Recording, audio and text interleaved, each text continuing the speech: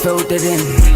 No time for the doubt, they counted me out, I'm getting it in. Yeah. No time for no loss, I'm paying the cost, I'm in it to win. Yeah. Refuse.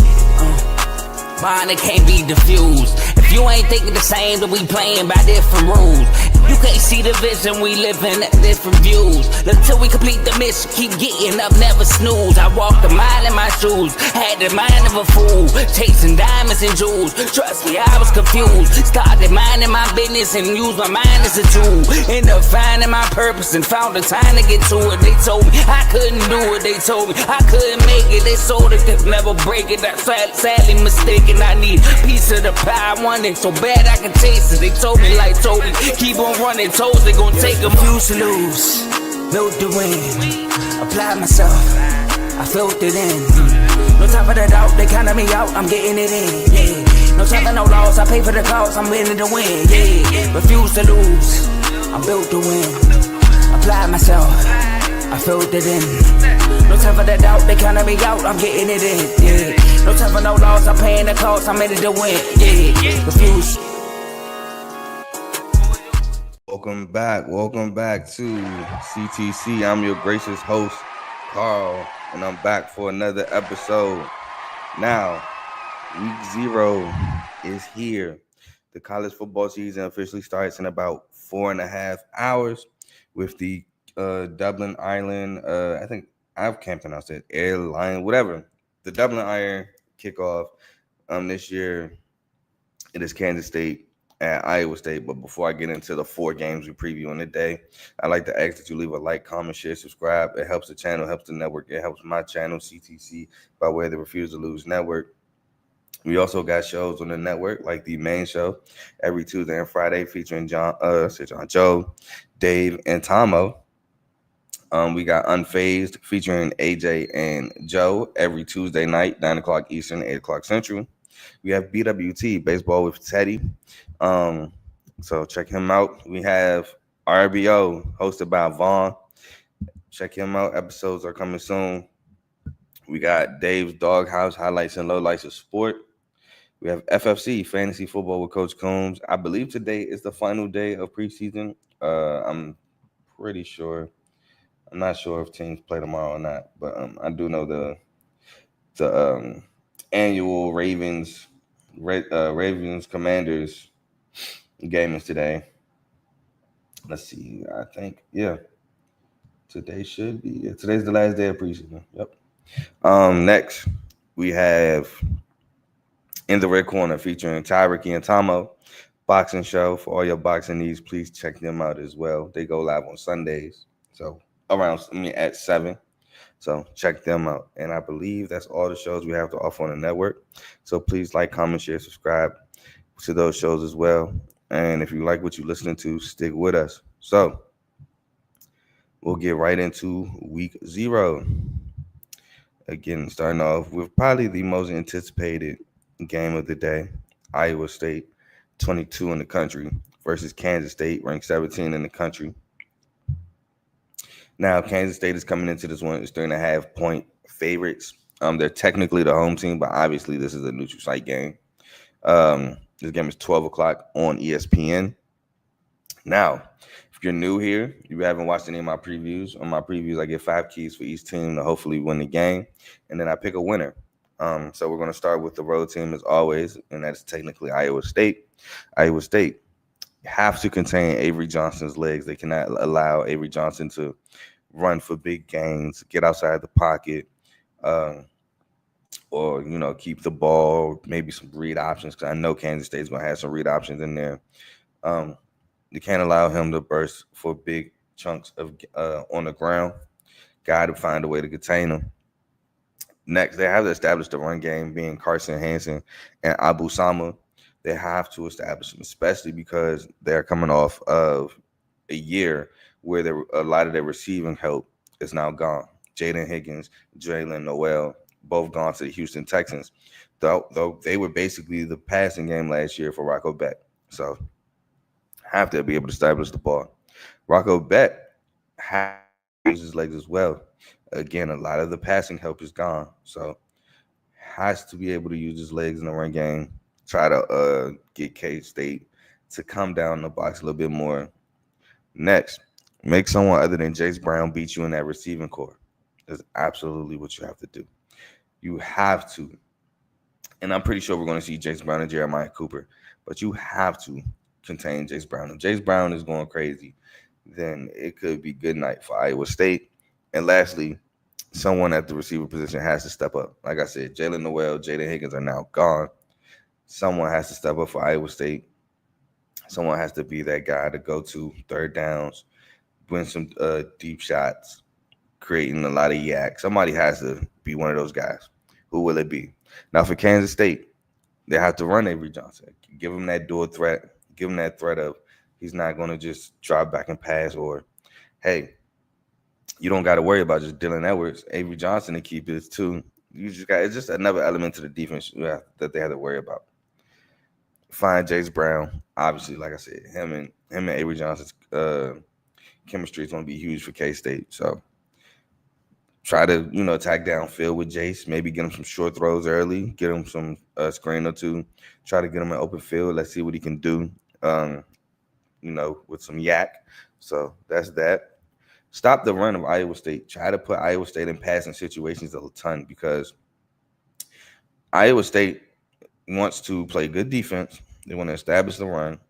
And I'm not saying they don't want to pass, but they don't want to pass consistently. Like, they'll rather just control the clock, control the ground game, and then pass on occasion.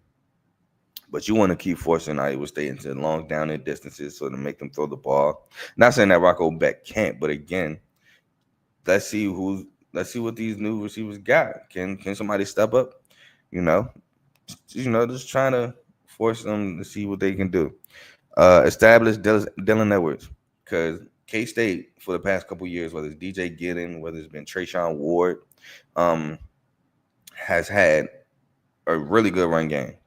And I know they're looking at Dylan Edwards to just fall in from those guys, but we don't know. But one way to find out is give him the rock and create holes for him to, get in spaces and get through creases, get into the second level, and try to break long runs. So establish Dylan Edwards, try to get him some good runs early, and, just get him sweating. Next, we have win the field position battle, because I think this is going to be somewhat of a defensive struggle a little bit.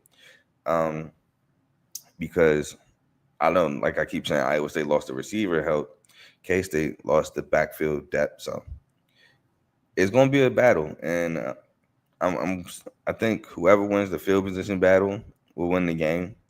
With that being said, I'm going with K-State to win here. Why? As I continuously said, Iowa State has lost a lot of their receiving from last year, and K-State on the other hand has Avery Johnson and Jace Brown. So at least they have that duo, which is a dynamic sophomore duo. So they have that duo to build upon. They do return production defensively. I just think I think Kansas State just return a little bit more experience on the defensive end. And because of the fact that they have Jace Brown, I think Dylan Edwards will fall right in. I trust K-State just a tad bit more offensively. Well, not even a tad bit. I trust K-State more offensively than I do Iowa State offensively. And I think that may be a huge part of the game as well. And I don't know how Rocco Beck and these receivers are going to do against this defense. New, first game together. Or maybe not first game together, but, it's just different. It's different than when Jaden. If Jaden and Jalen were still there, I would go Iowa State. But the fact that they're not there, I lean Kansas State in this one. So I'm going to go with Kansas State to win this game against Iowa State. Next, we have Fresno State versus Kansas. Now, granted, they're 14.5-point favorites. If the lines have moved, these are lines as of midnight last night or midnight 7.5 hours ago. Kansas are at home, 14.5-point favorites against Fresno State. Fresno State was coming off of a bad year last year. Mikey Keene is now gone. Steps E.J. Warner from the transfer from Rice. Kansas, on the other hand, has the oldest quarterback in college football in Jalen Daniels, but Jalen Daniels loses a lot. He loses his whole receiver core. He loses Devin Neal. The defense is decimated. So how well did Lance Leipold reload? So let's talk about it. So Fresno State, again, they need to get EJ Warner some easy throws, get him in rhythm, just get him in rhythm, get him in the game. Let's try to get him in his zone early, and then next, they got to contain Jalen Daniels' legs because that's where Jalen Daniels gets dangerous. If you make Jalen Daniels a pocket quarterback, that's when he can be had. But you allow him to scamper and run for yardage and get outside the pocket, that's when it becomes dangerous. So you got to contain his legs. I think they got to score early. Being in Lawrence, Kansas, you're a Mountain West school, coming in enemy territory. Let's score early and show these guys we can play with y'all, and let's get the crowd out of it. Let's shock the crowd. So score early, force some turnovers, create some extra possessions. That was kind of big. I mean, they lost, but when they played Michigan to keep it close, they did force some turnovers. They did kind of score early. They tried to get the crowd up out of it. Now, Will Johnson caught a pick six late, but they played good defense and they kept that game close. And get off the field on third downs. Do not allow Kansas to extend possessions because the more and more you allow Kansas to extend possessions, obviously the more and more it could be a touchdown. But it's just you allow them to score, you allow the crowd to get into it, and then now you're fighting Kansas and the crowd. And that's huge in college football. Taking the crowd out of the game is huge in college football. That's why the environments are so good because the kids are rowdy, student section's rowdy. It's the first game back. Everybody's 0-0, so everybody has all these expectations for their team. So taking the crowd out of a game in college football is huge, and I think forcing turnovers does that as well. Next, for Kansas, Jalen Daniels has to cut down on the turnovers. That was a big problem last year for Kansas. Jalen Daniels turning the ball over. I believe that's the reason why they lost to UNLV. A reason why they lost to Illinois last year. Just got to cut down his turnovers. Established Daniel Highshaw. So in steps Daniel Highshaw for the replacing Devin Neal, who left.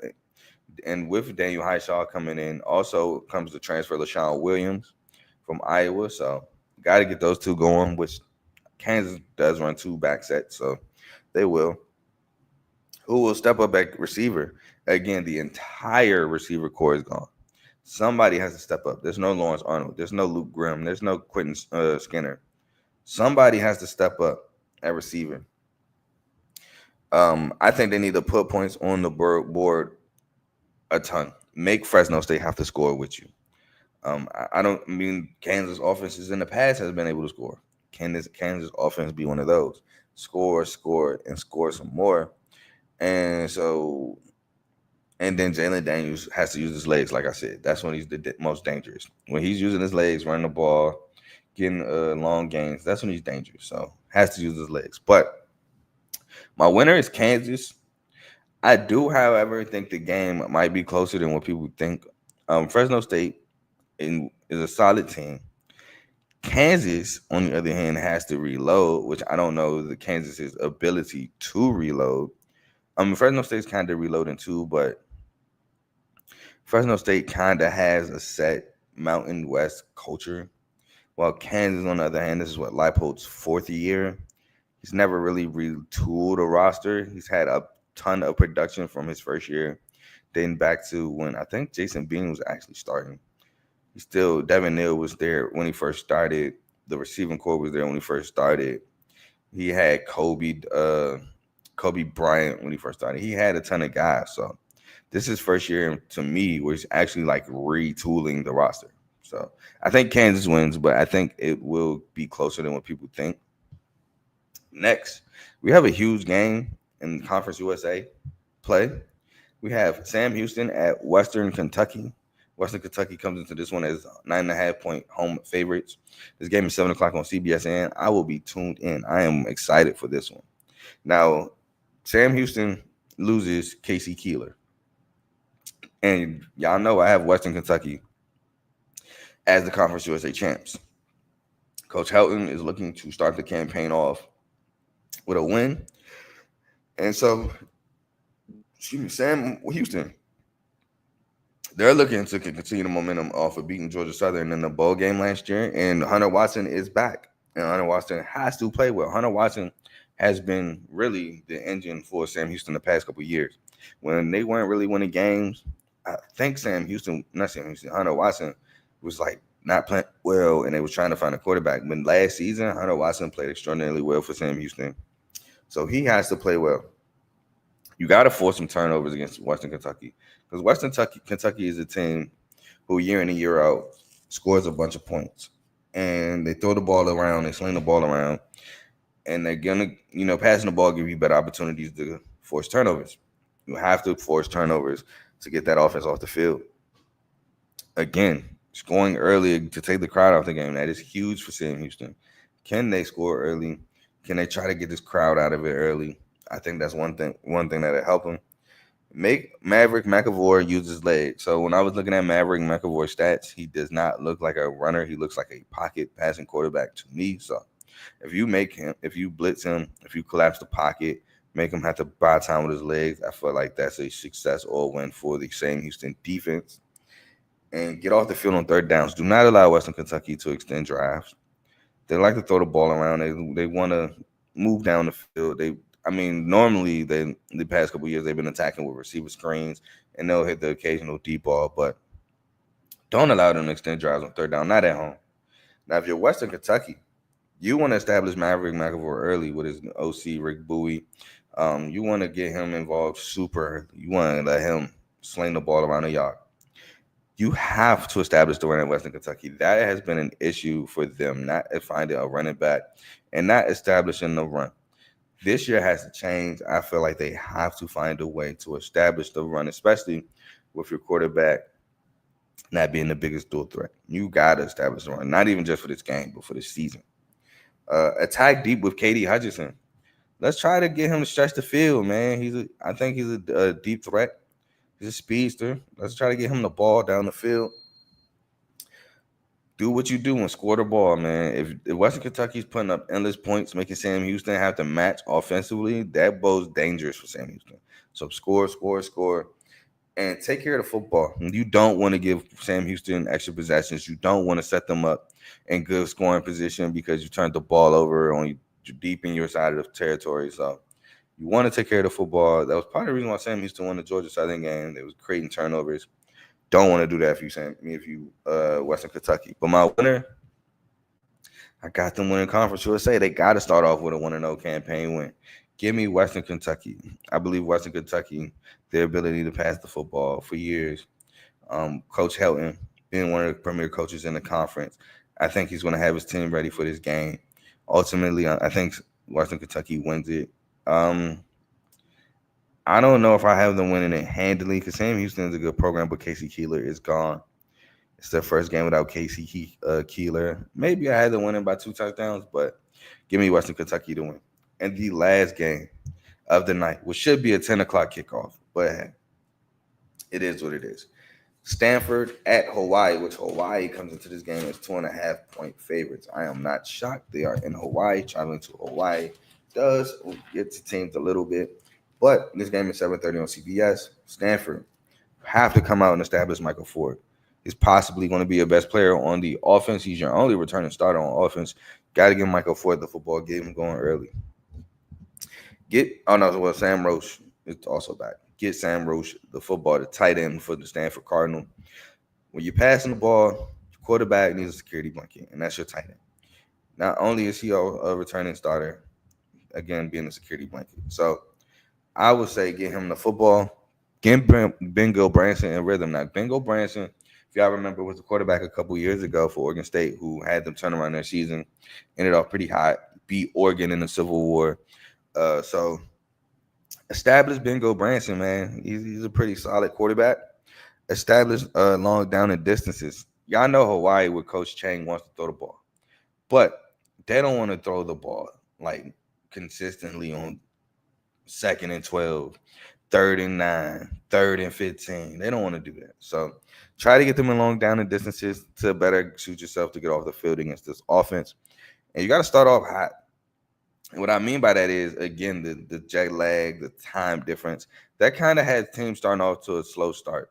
But if you can start off hot, get up on Hawaii early, that's a little different because they're not necessarily used to teams doing that.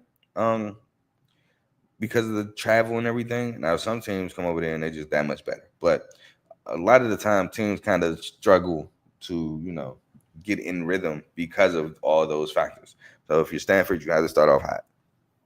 Now Hawaii, let's get the Bingo Branson, get them on the ground, get a couple sacks, get your defensive line, maybe send some blitzes at them, but you got to get to Bingo Branson. Shut down Michael Ford. Enough said. You want to stop the run force with Stanford to be throwing the ball. Sling the ball around the yard. That's what Hawaii wants to do. They want to throw the ball, but they don't, like I said, they don't want to be in super long down distances, but they want to throw the ball. Score touchdowns, not field goals. Now, I do agree with they have to score a lot of touchdowns. I mean, you can settle for some field goals. It is still Stanford. It's not like they're playing like Penn State or let me think of a different school because Penn State don't even matter. But like if they were playing, say North Carolina or something, it's still Stanford, but still. And lastly, force some turnovers, get the crowd involved, get some short fields, try to, score some points off of extra possessions, things like that. But my winner, I'm going with the upset here in terms of gambling. I'm going with Stanford in this one. With Frank Wright, I think he'll have these guys ready. I think Bingo Branson will have a pretty good game. Like I said, he's a solid quarterback. He is. He really is. And I think he'll have a solid game. They'll have a solid game playing against these guys. And I don't think the home field and the travel and everything would affect Stanford as much as other teams. So I'm rolling with Stanford in this one to win this game. That has been my week 0 preview. Y'all enjoy this good day of college football. I'm about to get ready for work. But again, man, it's back. We have college football until January. I'm excited. Week 1 starts literally in a couple of days. It starts Thursday. So I'm excited for that as well. But y'all enjoy the rest of y'all morning. Get you some, watch you some college game day, whatever. But I'm gone. Peace.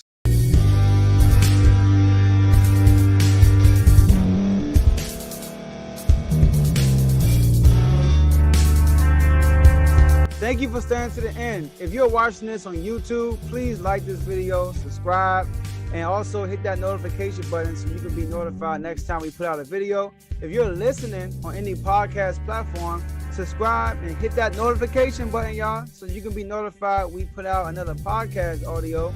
And last but not least, hit that share button. No matter what you're listening to or watching it, hit that share button and send it to somebody that you know that would love to watch this episode you just listened to.